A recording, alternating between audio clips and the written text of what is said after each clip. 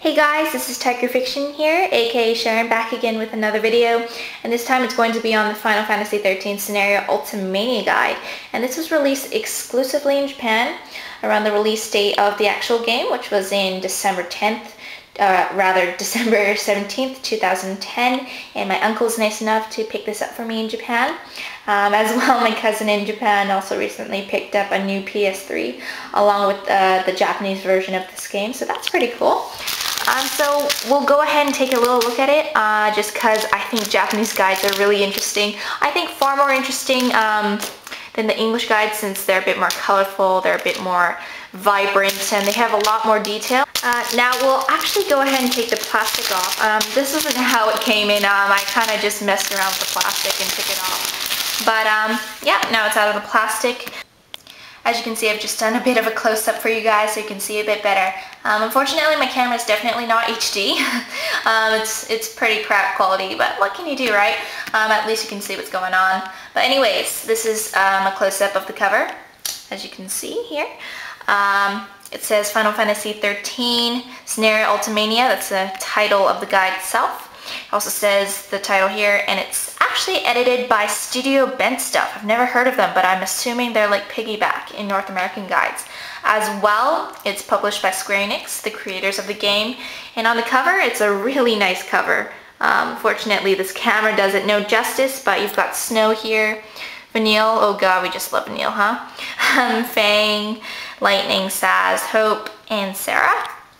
And here, this is actually a slip-on. I don't really know how to explain this, but it's actually not part of the book. We're going to take that off in a minute. We're going to go to the back, and as you can see, you're currently looking at the logo, Final Fantasy XIII.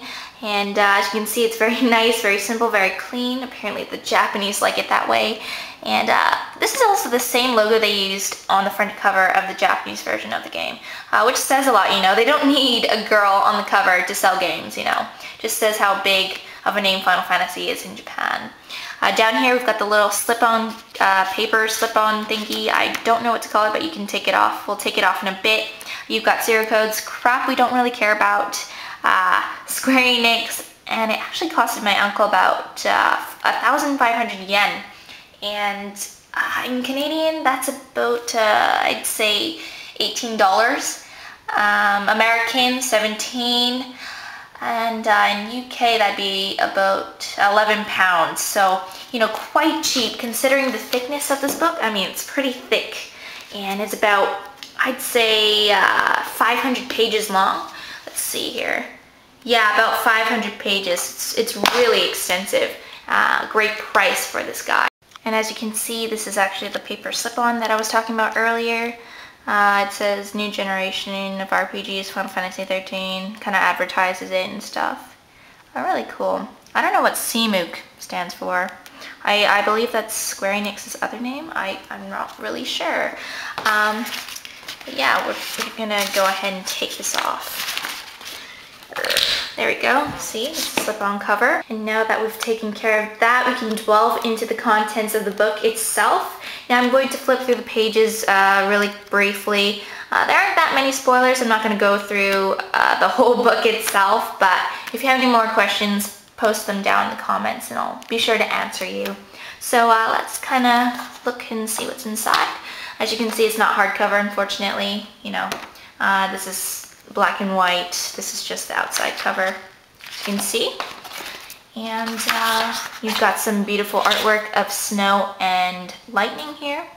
I believe this is also a poster in the North American release. I've got the prologue. And this is probably my favorite picture of Lightning. Gorgeous sitting there. And yeah, welcome to Final Fantasy XIII Scenario Ultimania. You can't see that too well, but here's a list of all the contents you have. You've got a map here as well. This is really cool. Oh, and this is in some language. I don't really know what that is. Now let's take a little look at Chapter 1, and it's all about character, obviously, as you can see in English. You've got Lightning here, some awesome in-game screenshots. And here you have just a nice portfolio of Lightning there, and her name in Japanese. A little backstory on her. Of course, if you could read Japanese, this would be very interesting to you, but the pictures are just as nice. You've got secret files of lightning, it says there. It's not very clear, I apologize. Other characters' point of views, you know, just backstory, a lot of awesome screenshots. And you've got other characters as well. You have Snow, you know, just typical art book stuff, and you know, a bit of extra along with it. Manil, everyone's favorite. And you know, I'm just flipping through here so you guys can check it out. Saz, awesome character. I love the Chocobo, he's so cute. And yeah, of course this is all in Japanese. You can find some translations online. Got Maki and Yuji. Yuji is actually the name of my cousin who actually bought Final Fantasy XIII. That's kind of ironic. It's Yuji in Japanese, Yuji in English. Pretty cool. Now chapter 2 is all about the world. As you can see, Final Fantasy XIII is a very beautiful game. A lot of in-game screenshots. We'll go through that a bit. Cocoon, Grand Pulse. It kind of reminds me of Avatar. I'm not sure why. Probably a lot of green, that's why. And green's my favorite color. You know, just talks about the world itself, its history. If you played the game, you've probably seen all these screenshots before, but they're nice to have in a book. Oh, if you played the game, you know what that's all about. Some more awesome concept art. Very nice. Very, very nice. You know, just a quick little glance through each and every one.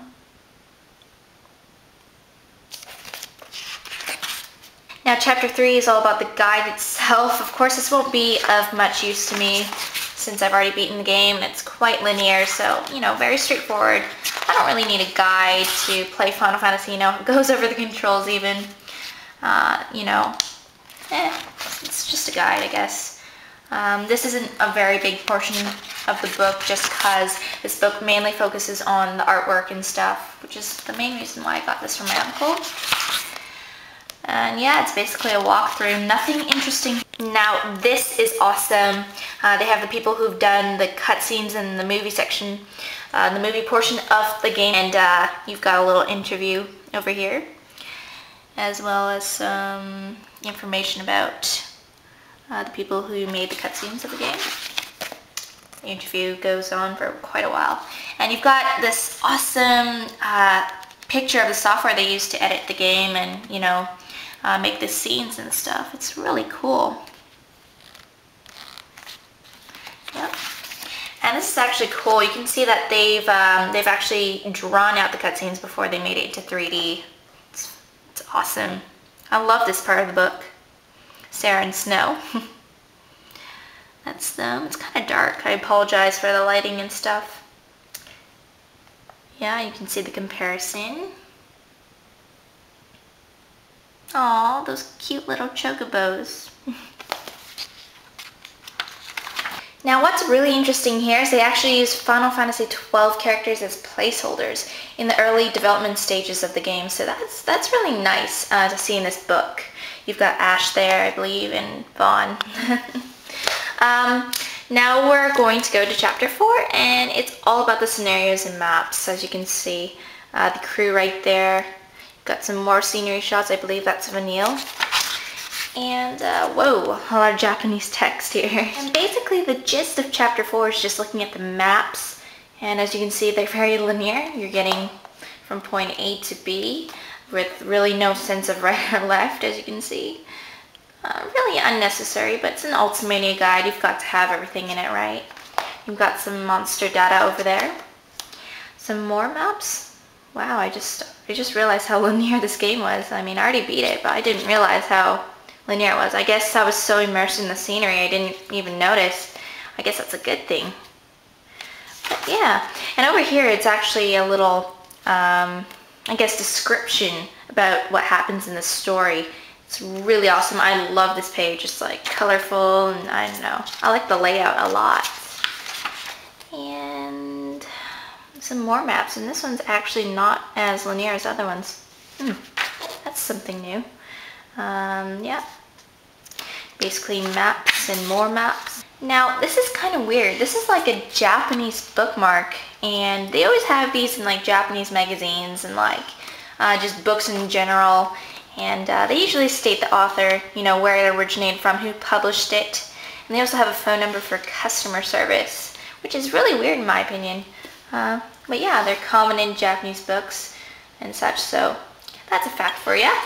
And over here you've got some ad for Square Enix music, Final Fantasy XIII music, which I really enjoyed.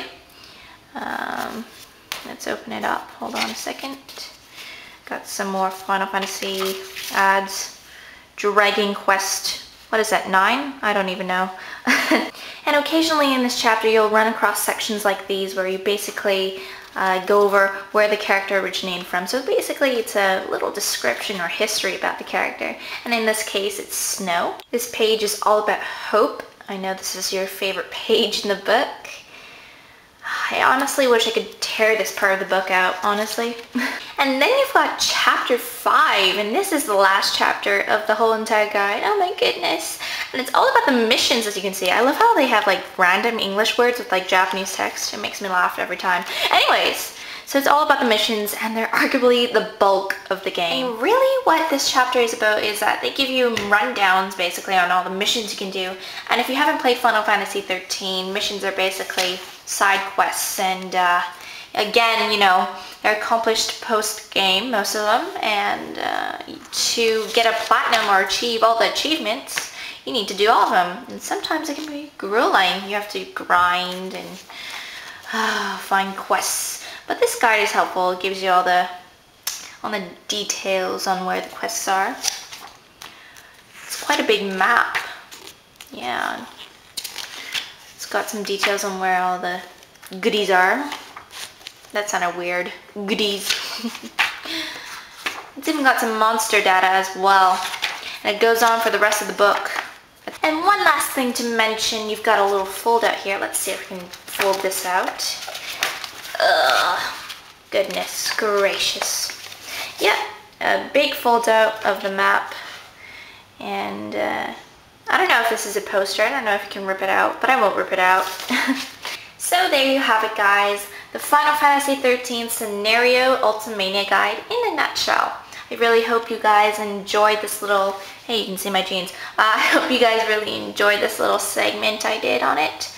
And if you're thinking about getting this guide, I believe it's sold out on Play Asia, but I believe you can get it on eBay for about 30 to 40 bucks Canadian.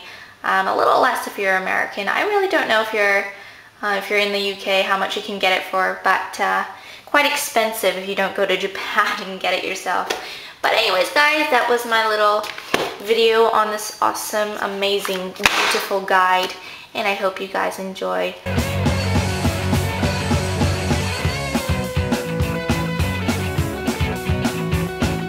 Nice artwork.